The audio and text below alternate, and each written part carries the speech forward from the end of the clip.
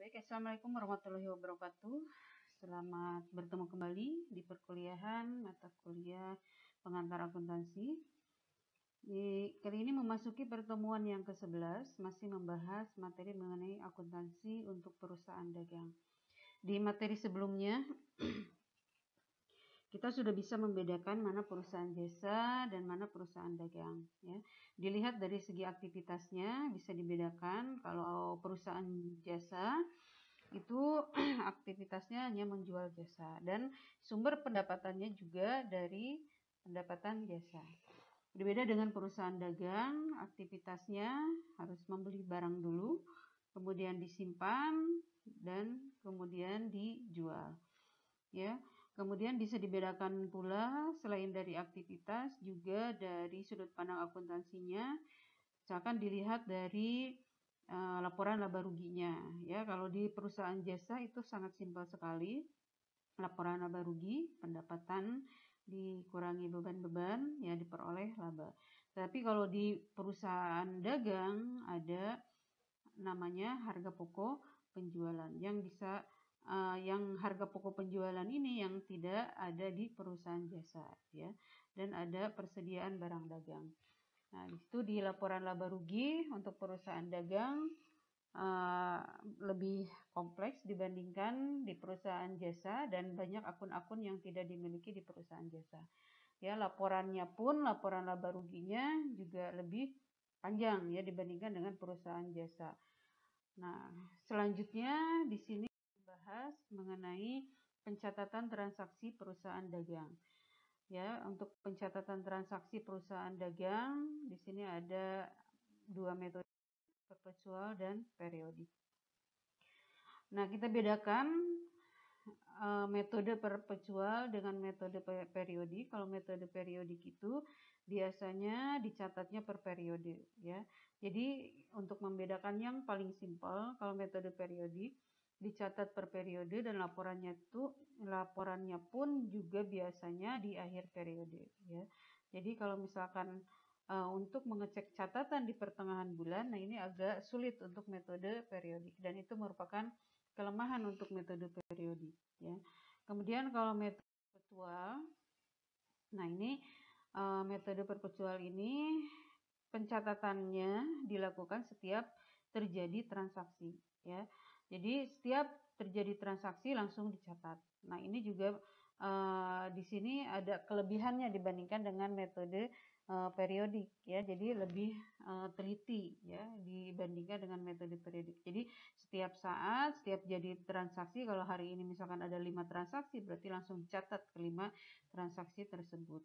Sehingga begitu nanti dicek di pertengahan bulan dan bisa dilihat di buku besarnya, ya, bisa di situ pencatatannya bisa tertera, ya, kelihatan hasil atau pencatatan transaksinya. Nah, itu jadi dari segi pencatatan bisa dibedakan antara perpetual dengan periodik. Nah, kali ini akan membahas mengenai metode perpetual terlebih dahulu, ya. Langsung ke contoh transaksi untuk perusahaan dagang. Biasanya contohnya perusahaan dagang itu ya menjual barang, ya, dagang. Contohnya misalkan toko buku Gunung Agung misalnya, atau Alfamart, Indomart, ya. Nah, di situ kan harus membeli barang dulu, kemudian stoknya disimpan di gudang misalnya atau di etalase, kemudian dijual, ya. Nah, jadi ada transaksi pembelian pasti dan ada transaksi penjualan, ya.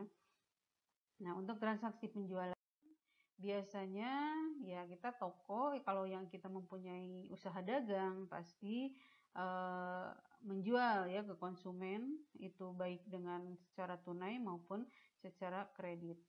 Jadi kalau misalkan ada penjualan secara tunai, maka jurnalnya dicatat kas debit, penjualan kredit, ya. Kemudian kalau penjualan itu pasti ada harga pokok penjualan, dan ini saling berkaitan ya atau seiring sejalan. Pasti kalau kita ada penjualan pasti ada harga pokok penjualan, tidak lepas seperti itu, ya. Jadi harus dicatat dua jurnal, ada jurnal penjualannya dan jurnal harga pokok penjualannya. Seperti misalnya kita membeli barang harga 2.000. Nah, kita jual 1.500. Waktu kita beli misalkan waktu dibeli 2.000, tapi kita jual 2.500. Nah, yang disebut harga pokok penjualan waktu kita beli ya. Waktu kita beli 2.000, kemudian dijual, penjualannya seharga 2.500. Maka kita ada gross profit sebesar 500. Nah, untuk mencatat ini kita beli, tadi waktu beli ini yang mencatat harga pokok penjualan. Harga pokok penjualan debit, persediaan barang dagang kredit ya. Nah, ini seiring sejalan. Jadi ya selalu ada penjualan dan pasti digandeng dengan harga pokok penjualan ya. Nah, ini kalau sistem perpetual dicatatnya ke persediaan barang dagang kreditnya. Nah, ini metodenya perpetual. Kemudian berikutnya ada transaksi misalkan 31 Januari dibayar service fee atau jasa servis ya atas penjualan dengan kartu kredit sebesar $40.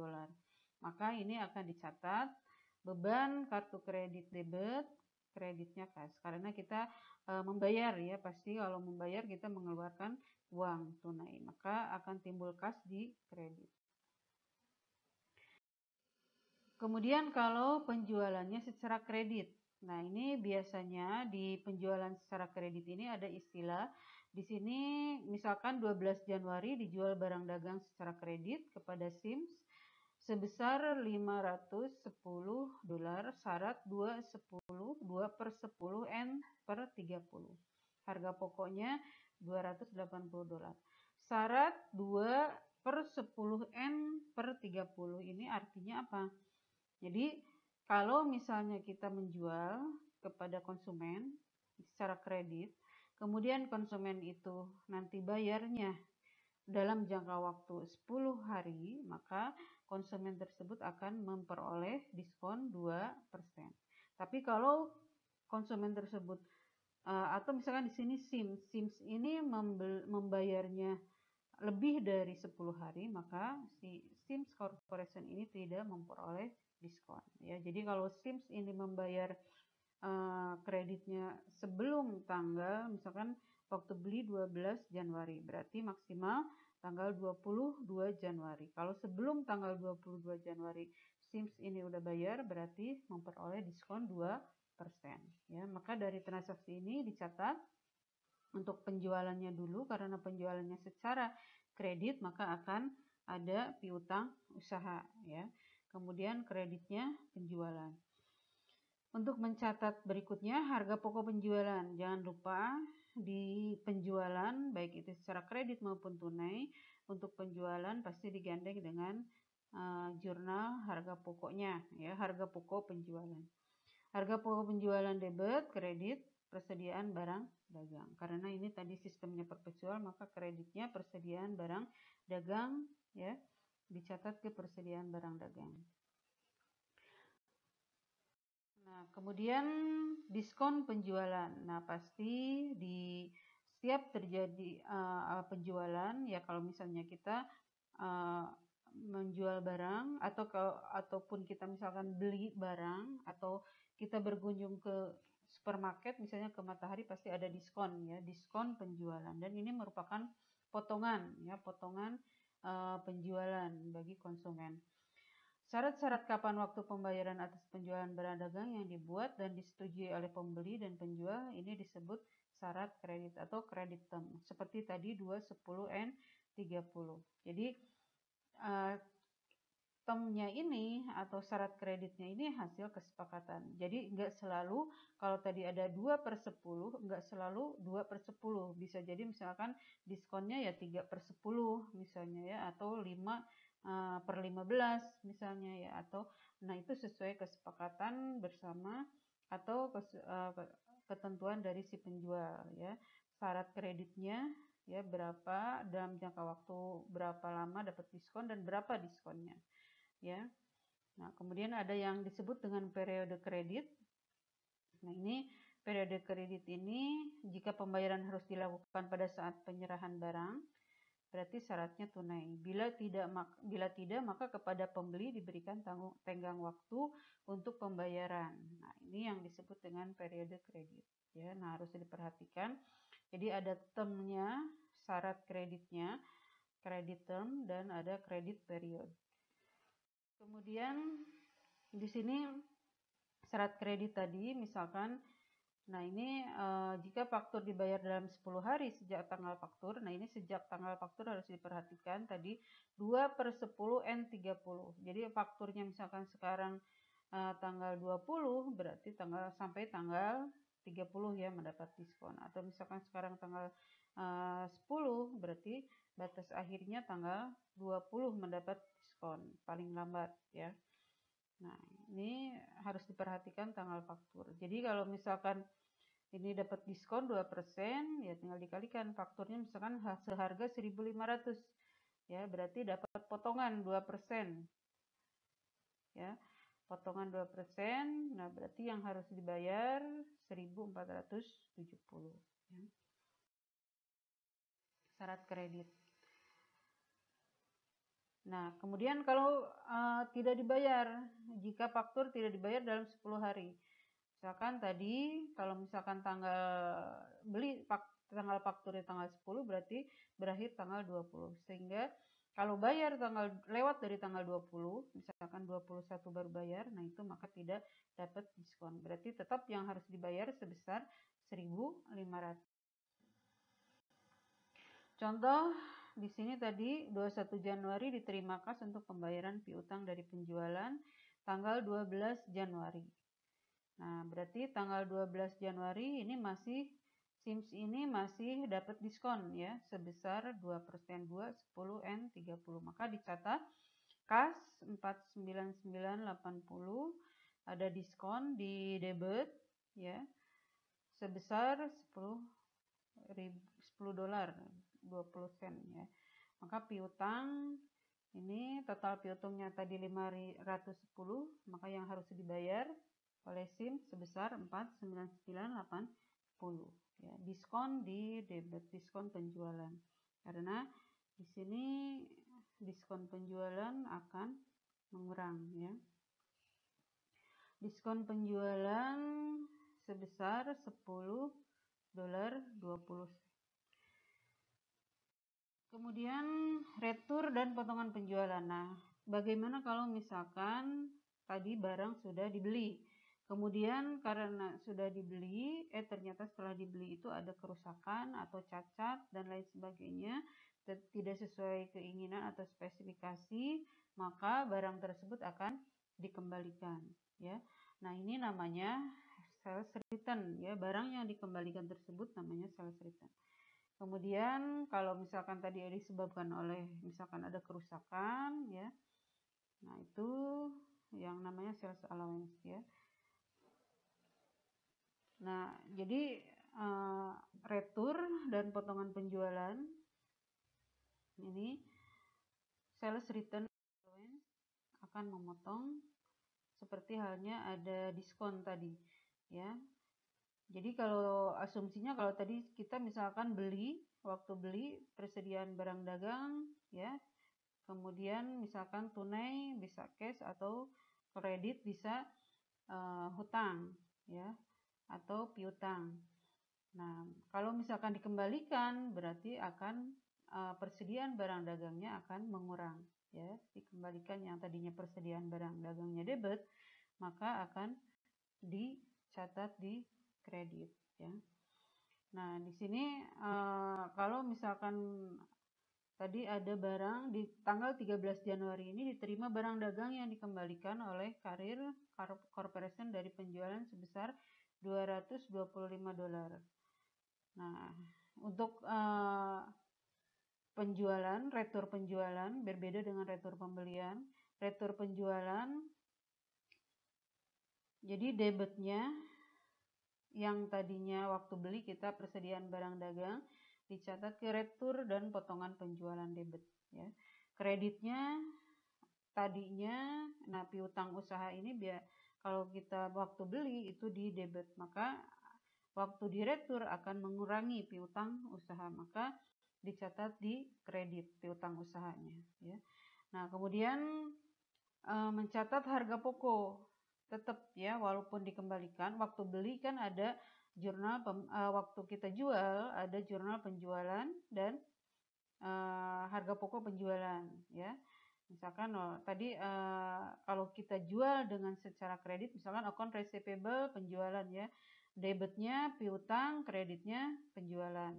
Nah, piutang, nah penjualan ini kalau diretur tadinya penjualan di kredit, diganti dibalik di sini jadi debit, yang tadinya penjualan jadi retur dan potongan penjualan ya. Nah, piutangnya yang tadinya debit jadi kredit karena mengurang, dikembalikan. Begitu juga untuk jurnal harga pokoknya. Harga pokok tadinya di debit karena dikembalikan, maka akan mengurang harga pokok ya. Persediaan barang dagang juga tadinya di kredit jadi di debit karena akan mengurang ya, sebesar berapa yang dikembalikan, yang diretur ya. Nah, ini untuk mencatat jurnal retur dan potongan penjualan.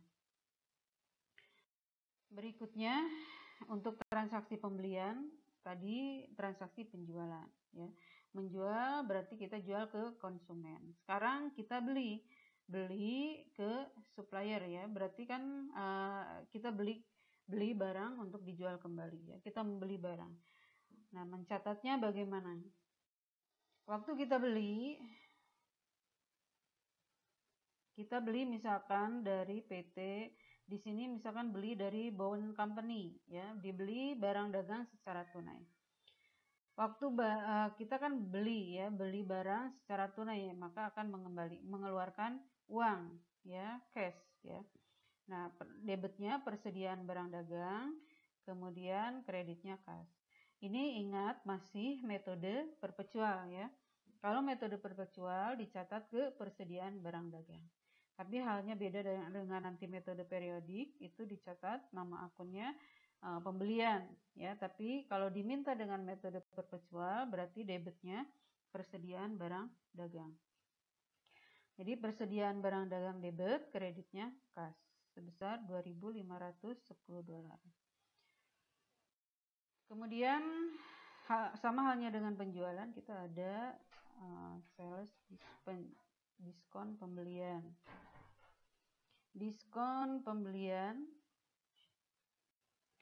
12 Maret dibeli barang dagang secara kredit dari Alfa sebesar 3.000 dengan syarat 2/10 N30. 2/10 N/30. Sama ya halnya dengan penjualan.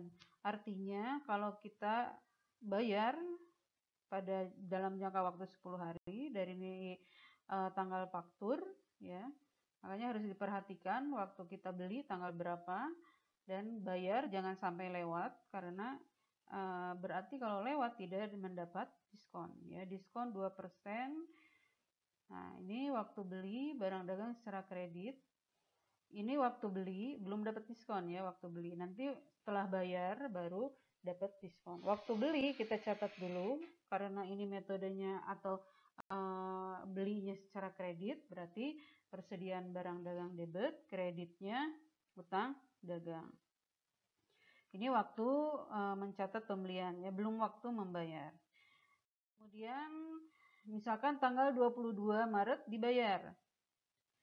Tadi tanggal 12 Maret kita beli secara kredit, kemudian tanggal 22 kita bayar. Maka tanggal 22 ini pas akhir masa dapat diskon ya, sebesar 2%. Maka akan dicatat di sini debitnya utang usaha lunas 3.000. Kemudian ada diskon tadi sebesar 10%. 10 kali 3.000 sebesar $60. Nah, maka yang harus dibayarkan sebesar 2.940. Persediaan barang dagang ini di kredit karena akan mengurang persediaan barang dagang. Jadi bukan dicatat nama akunnya, bukan diskon pembelian, tetapi dicatat ke persediaan barang dagang karena ini metodenya perpetual ya. Berikutnya Jika faktur tidak dibayar tanggal 10 atau 10 hari sejak tanggal faktur, maka tidak dapat diskon. Jadi utang usaha, debit, kreditnya kas, langsung sebesar 3.000 ya. Kemudian kalau ada retur sama kalau misalkan tadi ada retur dan potongan penjualan, di pembelian juga ada retur dan potongan pembelian.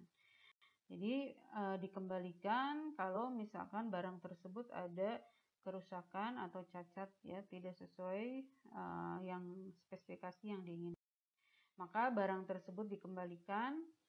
Nah, kalau dikembalikan berarti ini akan mengurang utang usahanya. Tadi kalau misalnya waktu beli secara kredit berarti utang usahanya berkurang.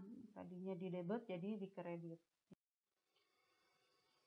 Nah, kemudian misalkan tanggal 4 Mei mengembalikan 3.000 dari barang dagang yang dibeli tanggal 2 Mei, maka ini utang usaha sebesar 3.000 debit, kreditnya persediaan barang dagang.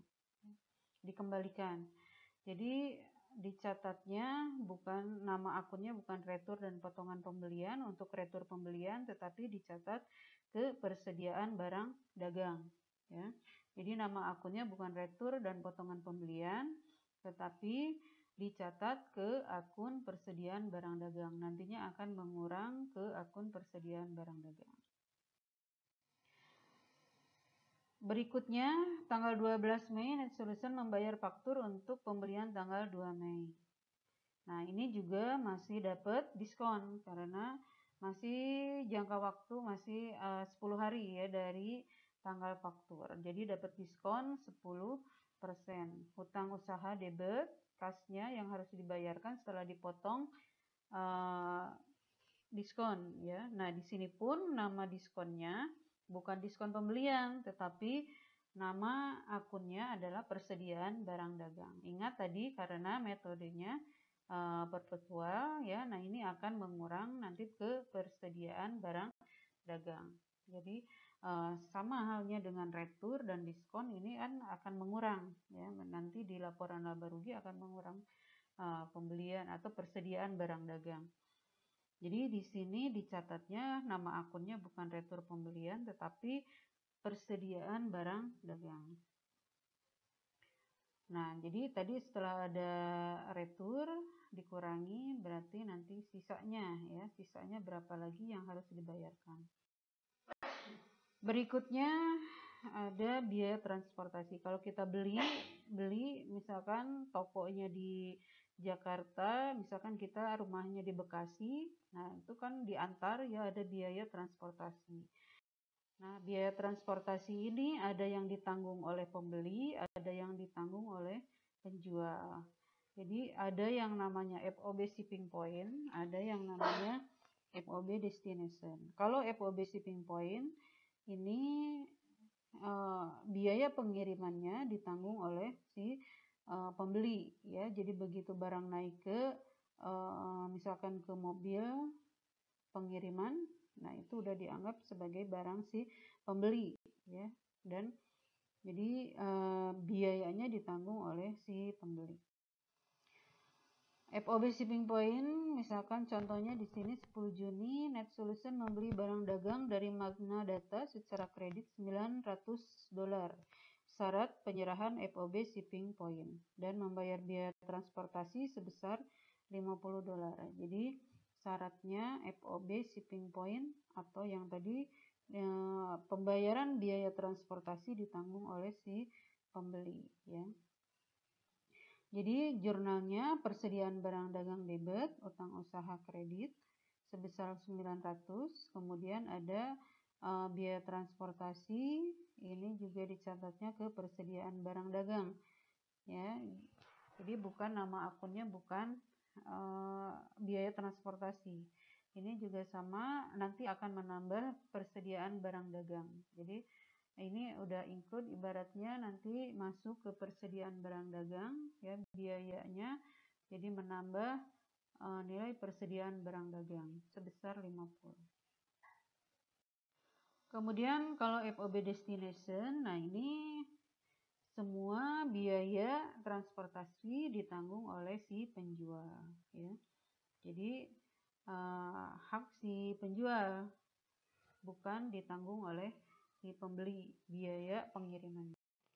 Misalkan 15 Juni Net Solution menjual barang dagang kepada Crunch Corporation secara kredit sebesar $700. Syarat FOB destination.